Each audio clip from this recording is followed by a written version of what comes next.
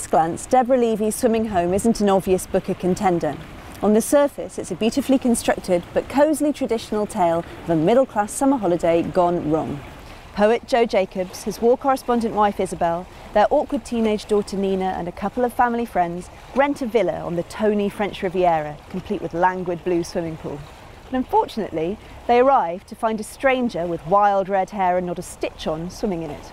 Her name is Kitty Finch, and her presence throws a predictable spanner into the works, crowbarring wide the cracks in the family's framework and forcing them to question their relationships with each other and with themselves. Laura smiled nastily. She was still puzzled why Isabel had been so insistent that a young woman who swam naked and obviously wanted her middle-aged husband's attention should stay with them. Her friend was supposed to be the betrayed partner in their marriage, hurt by his infidelities, burdened by his past, betrayed and lied to. Laura congratulates herself on seeing through people and talking straight, Joe declared to the table. He squeezed the tip of his nose between his finger and thumb, a secret code between himself and his daughter, of what he wasn't sure, perhaps of enduring love despite his flaws and foolishness and their mutual irritations with each other. Kitty smiled nervously at Laura. "Thank you all so much for letting me stay." Nina watched her nibble on a slice of cucumber and then push it to the side of her plate. Standard fare, right?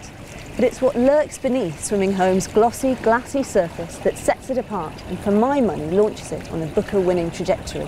Nothing is innocent here. Not the characters, not the setting, and certainly not the swimming pool, which sits at the heart of the novel like a vortex, spitting out Kitty like a baleful spirit at the beginning and standing by to suck in anything in its orbit at the end.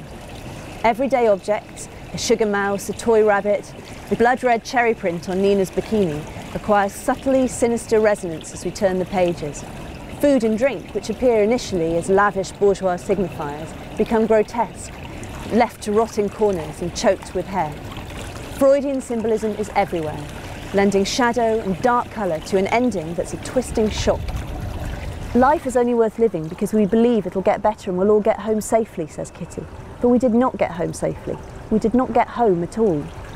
Swimming Home takes one of the most tranquilising models of fiction and turns it treacherous, leaving us rattled and spooked and gasping for air. Her prose dazzles like sunlight on water, but Deborah Levy's at her best exploring the murky depths of human subconscious, and it's for this reason that she's getting my vote.